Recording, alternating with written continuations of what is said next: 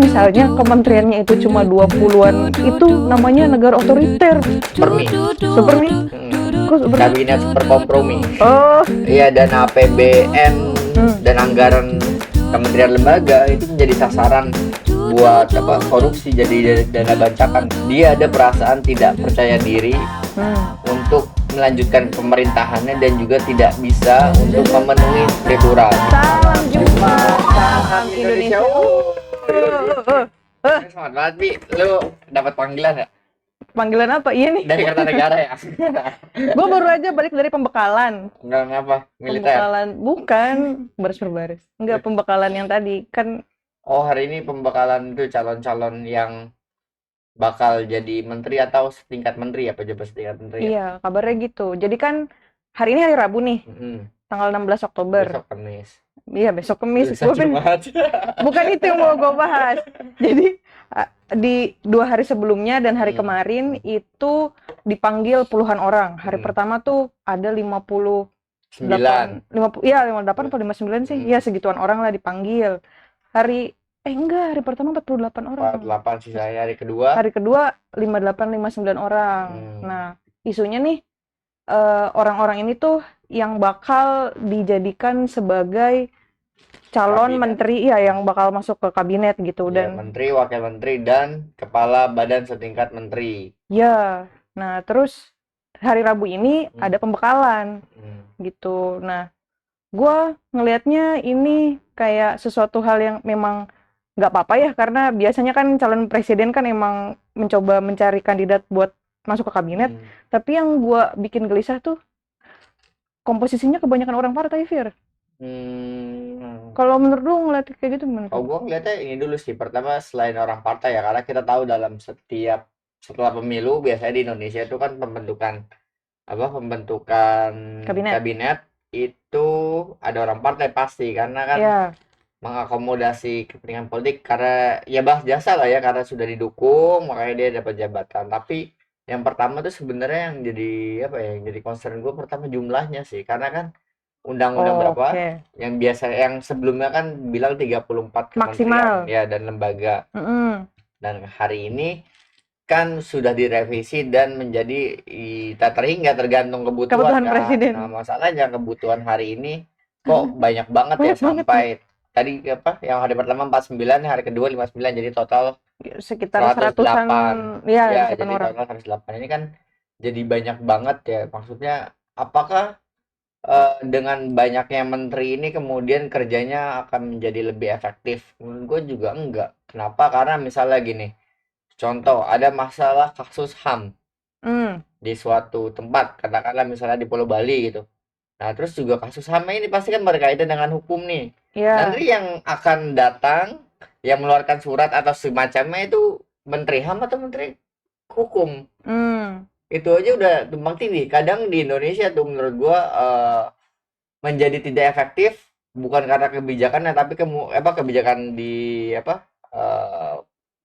presiden lah ya, tapi kemudian di bawahnya ketika saling timbang tindih aja. Satu misalnya Kementerian Lingkungan Hidup misalnya ingin menjaga hutan, tapi di satu sisi ada menjaga lingkungan. Ya, lingkungan dan hutan misalnya, yang satu lagi investasi. Itu udah tabrakan segala macam. Apalagi yang ini nanti nih semuanya line, jadi nanti ikut yang mana? Iya, soal nomenklatur itu ya sempat. Iya, itu aja dipisah apa digabung. semakin banyak menteri justru menurut gua justru jadi malah inefektif.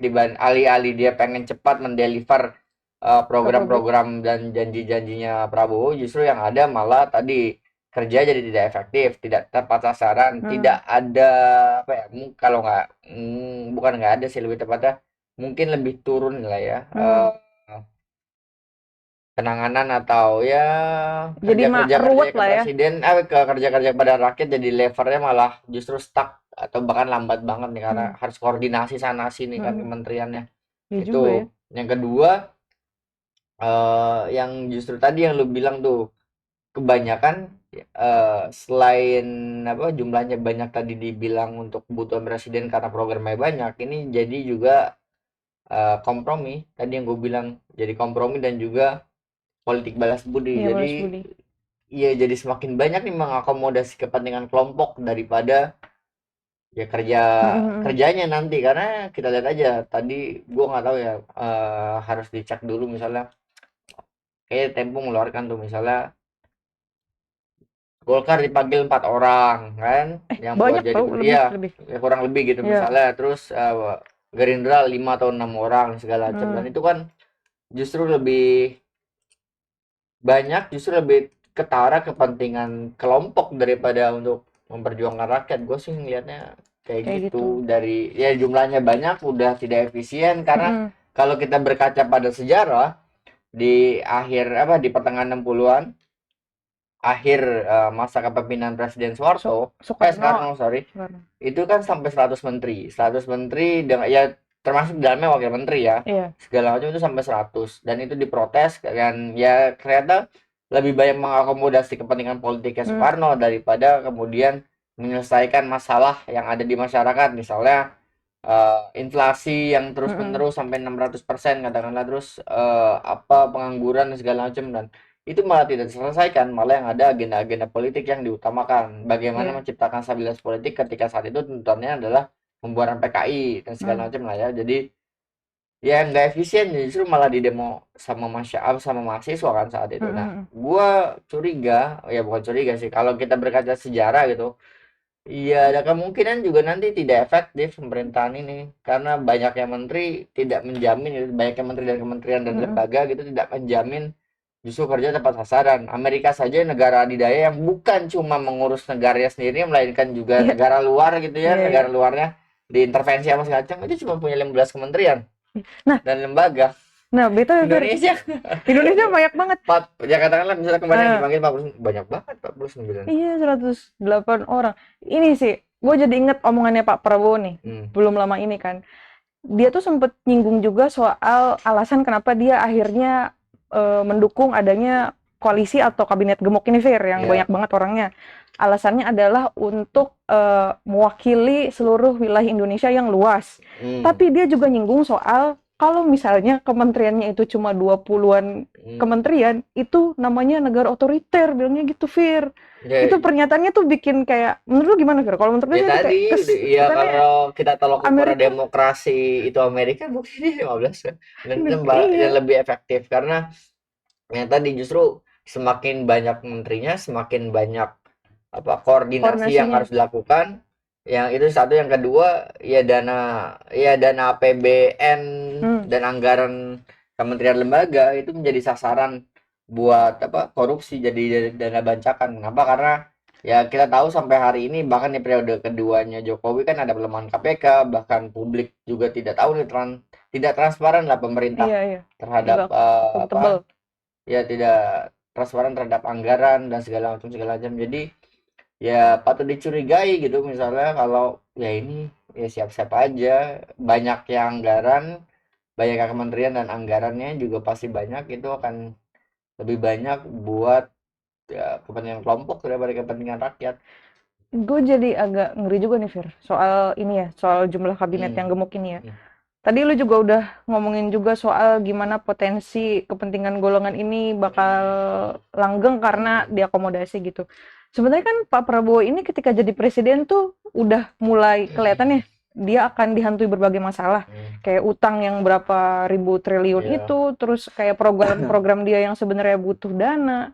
Terus dengan adanya kabinet yang banyak kayak gini, otomatis butuh dana juga tadi seperti yang lu singgung.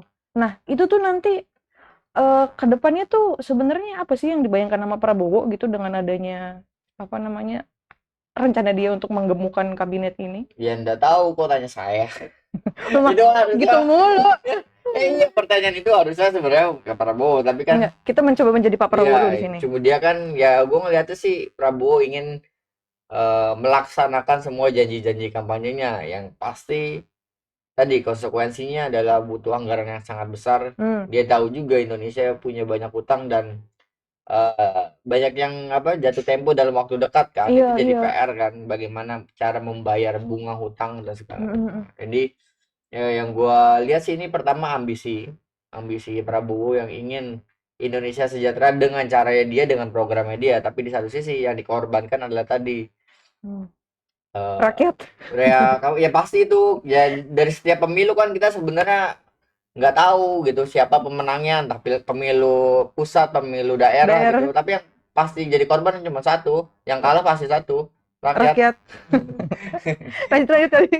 Ya, jadi itu caranya Prabowo ya. Dia ingin apa mengimplementasikan itu. Satu sisi ya bagus, tapi satu sisi pengawasan Hmm, dan juga misalnya good governance-nya gimana, karena hmm, ya gua rasa Indonesia ya kurang gitu kan. Apalagi juga dengan indeks demokrasi dan juga indeks persepsi korupsinya yang iya iya terus menurun. turun. Gua khawatir sih, sebagai nggak sebagai peneliti lah, sebagai warga biasa gitu. Hmm. Ya iyalah, gue kan bukannya fufafa ya. Coba Ya warga biasa nggak apa gitu, kita lebih terhormat. memfufafakan seluruh rakyat Indonesia. Nggak, ya nggak ada privilege nggak apa-apa, tapi tetap khawatir kalau itu jangan-jangan cuman apa untuk ya kelompok sebagian, ya terutama elit politik itu sih. Dan kalau dulu teorinya ada trickle down gitu, yang Mm-mm. menetes ke bawah kemakmuran, kalau di atasnya apa makmur dia akan turun gitu menetes. Dan gue curiga malah, bukan curiga sih, khawatir malah di periode ini, di banyaknya menteri ini akan juga tidak terjadi trickle down, justru ya ya kalaupun menetes ke bawah sangat kecil. Tapi gini, soal tadi katanya kan kabinetnya itu pengen apa merepresentasikan ya banyaknya, Mm-mm. yang tadi lu bilang merepresentasikan eh, Apa Indonesia Indonesia? banyak gitu Mm-mm. ya. Dan juga banyak kompromi, sebenarnya itu juga bisa pernah terjadi gitu di era Gus Dur. Tahun 99 ketika Gus Dur Oh, jadi jadi presiden dan kabinetnya kan waktu itu katanya di 20-an. Tapi saat itu belum ada undang-undangnya, harus 34 ya. iya belum ada. Gue lupa tepatnya berapa, tapi misalnya 30 atau 32 gitu. Jadi Hmm. banyak dikritik juga gitu. Kabinetnya ternyata apa banyak gemuk dan istilah media tuh super me.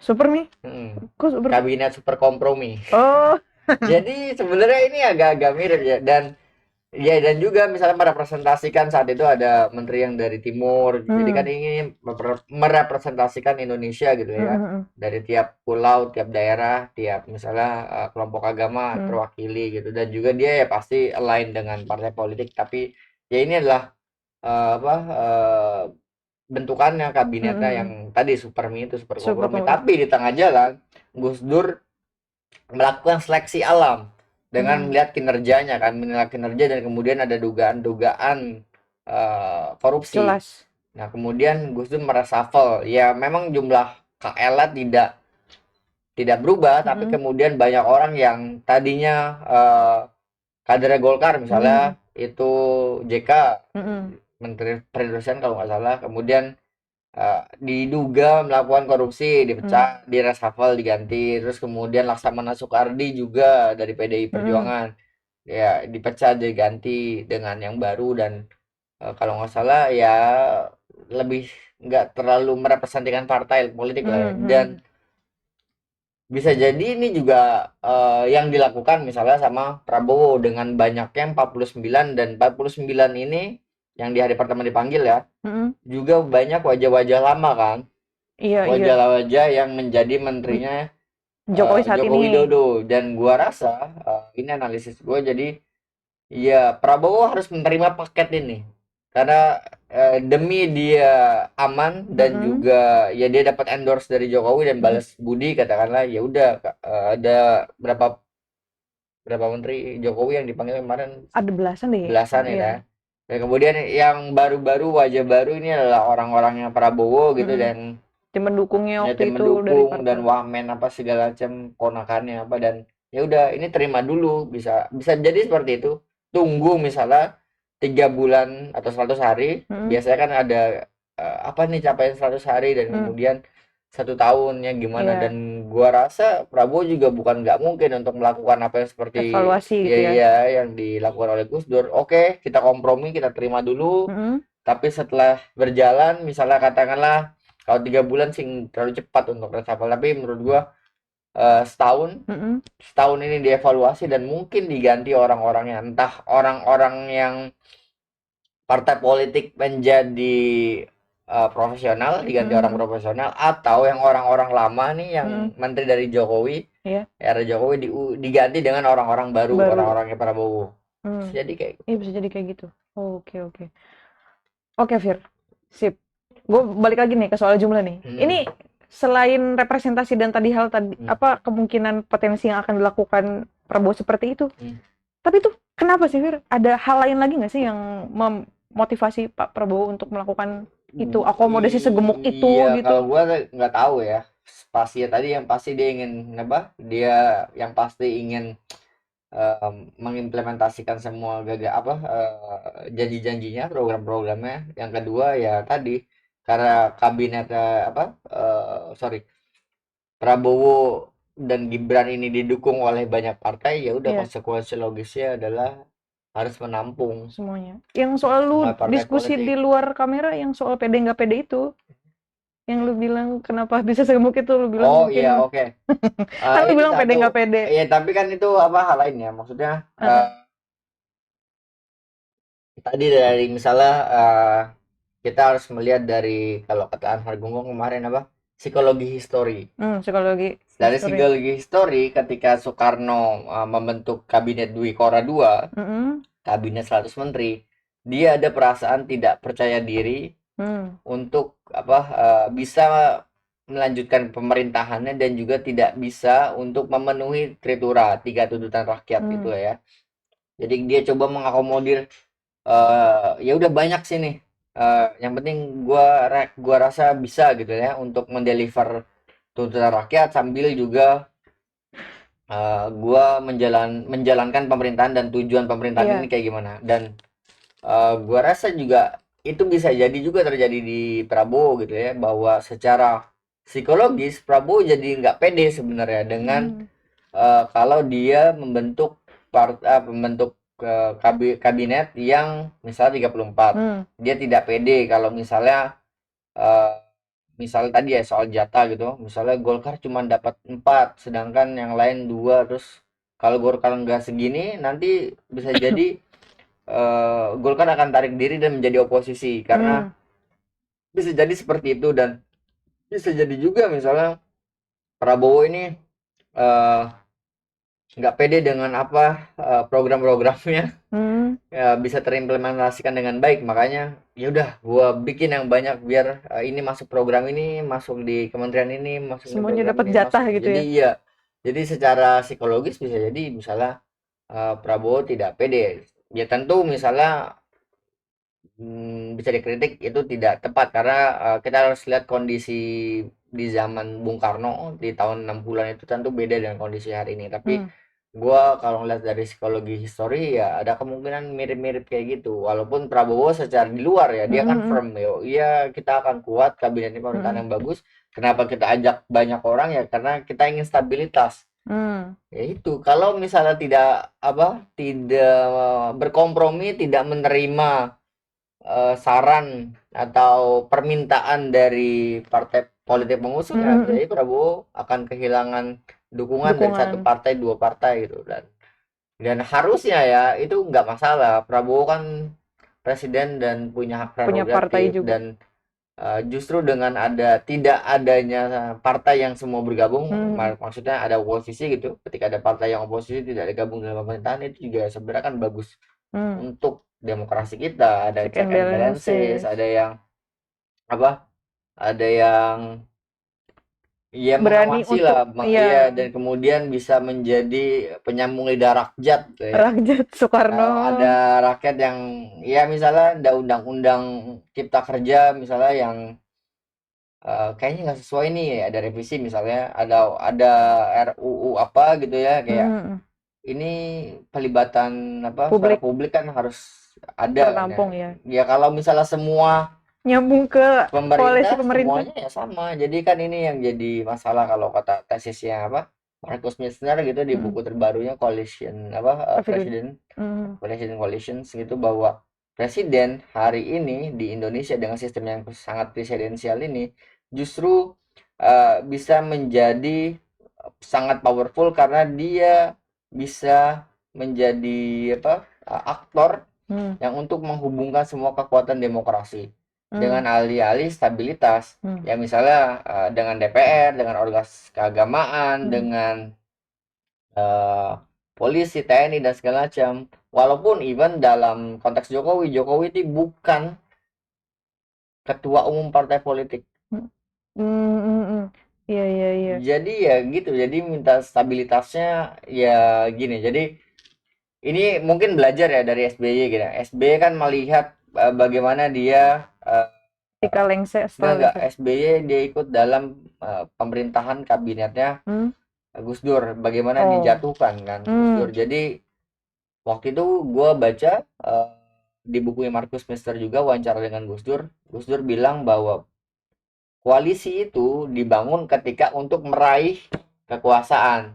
Ketika sudah ada dalam kekuasaan ada dalam genggaman, lu nggak wajib untuk memelihara koalisi ini. Kenapa? Ya tadi karena biar ada check and balances. Gue nggak tahu ya segitu naifnya gitu Gus Dur. Ya tapi gue lihat bahwa SBY ya karena konteks bukunya itu kan dia di pemerintahan SBY dan juga di Jokowi kan. Di SBY dia coba gitu. Di awal kan SBY ini partainya juga bukan partai pemenang. Dia baru bisa stabil ketika Golkar masuk. I see. Terus Iya, juga iya. banyak ya akhirnya banyak partai yang kemudian ditampung kecuali waktu itu PDI Perjuangan lah ya. Di luar 2004 sampai 2014. Nah, ini kekuatan dan kekuasaan presiden ini sangat besar karena dia bisa menjadi aktor, broker apa segala macam dalam politik. I see. Dan itu SBY baru merasa berhasil, semua ada di genggaman ketika di 2009. Nah, Jokowi 2014 kan kurang lebih sama nih sama SBY. Yang ya PDI bukan partai pemenang koalisinya Jokowi ini bukan mayoritas kan waktu itu 2014. Iya dia masih kalah, Golkar ada di luar apa segala macam kan. Iya, ada 60. Tapi kemudian seiring jalannya waktu 2015 semua bisa terakomodasi dan Jokowi menjadi lebih kuat. Dan karena celakanya Jokowi bukan ketua umum partai, dia tidak bisa seperti SBY yang di tahun 2009 bisa mencalonkan diri dengan memilih wakilnya sendiri. Dia harus butuh restu dari partainya. PDI Perjuangan. Jadi kalau Jokowi dia akan lebih dekat dan lebih banyak memberi konsesi kepada partai-partai di luar PDI Perjuangan biar dia tetap diusung sebagai dan kuat tentu saja ditambah dengan survei popularitas dan segala macam. Jadi ya oke dia gagal gitu di 2019 seperti SBY yang bisa milih wakilnya sendiri. Kita tahu waktu itu kan Jokowi udah mau Mahfud, tapi kemudian tidak bisa meyakinkan PDI Perjuangan. Jadi Jokowi JK ya? Bukan, jadi Jokowi Ma'ruf. Dan juga tidak bisa meyakinkan NU dan PKB. Karena Mahfud dianggap bukan pengurus NU. Jadi warga NU tapi dia bukan representasi. Dia bisa dianggap bukan orang yang dianggap sebagai representasi PBNU. Dan PKB tentu saja, dan ya udah akhirnya dia geser. Tapi bagaimana memelihara biar tetap kuat, ya kasih banyak hal kepada sekutunya dan lawan politiknya. Iya. Nah, gitu. Itu gue curiga tuh dari situ meskipun Pak Jokowi. Gue jadi bedah bukunya Markus Mister ya, Pak Markus. Dari kita di Indonesia kita bedah buku. Kemarin gue sempat nulis yang mirip-mirip sih. Jadi gue ngelihat di 2019 sampai 2024 tuh koalisi pemerintahan tuh gede banget gitu didukung sama parpol-parpol ini yang di parlemen ada 91%, paling tinggi daripada sebelum-sebelumnya gitu. Ya itu, di satu sisi penting untuk stabilitas politik karena demokrasi juga butuh stabilitas dong. Tapi ya tentu stabilitas yang seperti apa kan. Tapi dia butuh stabilitas. Di satu sisi dengan banyaknya koalisi presiden dan sangat kuat, ini akan tentu saja bikin demokrasi terus turun kualitasnya. Iya tuh yang UU Cipta Kerja, UU Omnibus Law, segala macam. Nggak ada yang menolak secara signifikan gitu loh di dalam. Bahkan Puan Maharani tadi bilang bahwa kita solid mendukung pemerintahan baru. Jadi gue rasa ya kekuasaan presiden di Indonesia tadi udah sangat besar ya, ditambah ya Itu kalau 100% nih ya semua diambil, terus buat apa ada ada pemilu? pemilu, iya semuanya sudah jelas. Terus ini BTW lagi nih, gue pin balik ke soal harapannya Pak Prabowo yang katanya mau bikin kabinet Zaken. Zaken. Kan katanya tuh nanti kabinet akan diisi oleh orang-orang profesional, tapi sebagaimana sudah disinggung di awal oleh gue, banyaknya orang politik, Nah, itu orang-orang masalahnya. orang apa Kita parpol. kadang suka juga bingung sih mendefinisikan Zaken Zaken itu itu kayak kayak gimana. gimana? Zaken profesional yang tidak berpartai politik, apakah mereka yang profesional bisa dianggap Zaken secara kerja? Itu juga belum tentu, belum ada jaminan katakanlah. Karena dunia dunia swasta, misalnya dia ahli di swasta gitu, masuk ke pemerintahan, dia akan berhadapan dengan birokrasi, bagaimana menggerakkan dan segala itu PR juga.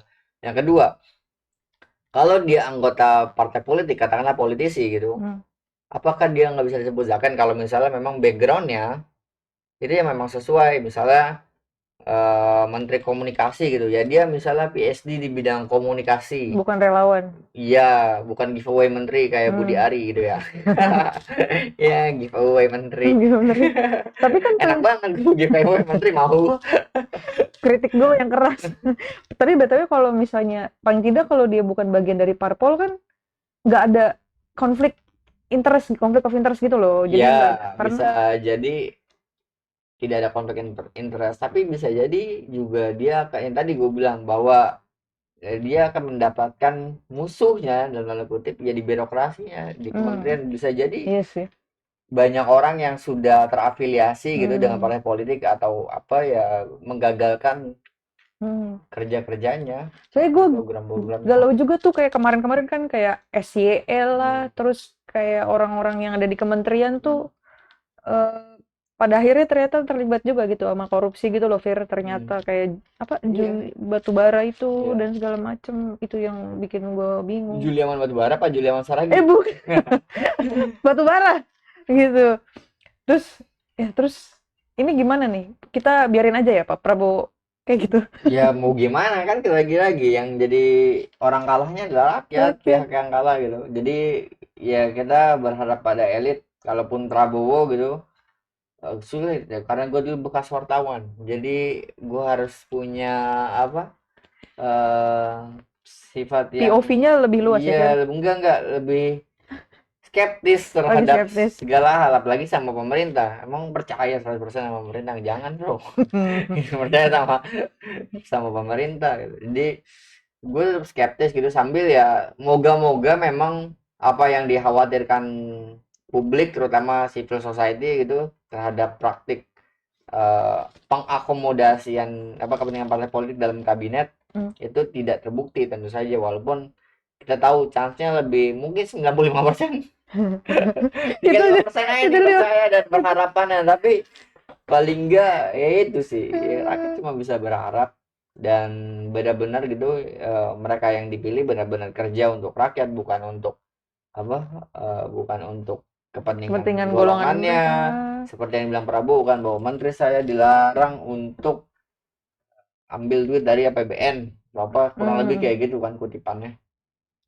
Ya semoga aja sih, karena kita semoga memang ekonominya tumbuh dan jadi lebih baik, tapi satu sisi yang dilupakan bersama orang adalah proses demokrasinya sih. Bagaimana kalau demokrasi juga tetap berjalan baik, karena dengan demokrasi yang baik, dengan ada check and balances juga distribusi kekuasaan dan distribusi ekonomi yang merata untuk masyarakat, itu juga jaminan untuk orang jadi lebih baik, lebih sejahtera. Harapannya seperti itu, walaupun dalam praktik selain demokrasi yang diperlukan adalah good governance. Nah itu sih good governance. Kita good governance saja tetap pada dulu, terus nggak tahu bagusnya sih. juga nggak tahu sih. Ya gimana? Kalau di negara gue kemarin kuliah sih good governance bagus. Meskipun tidak ya, tapi dia autokrasi. Ya udah. Oke. Ya udah, thank you Fir. Terima kasih Mbak Bia. Ya udah, terima kasih teman-teman sekalian. Sampai jumpa di episode berikutnya. Sampai jumpa. Salam Indonesia. Prabowo. Prabowo.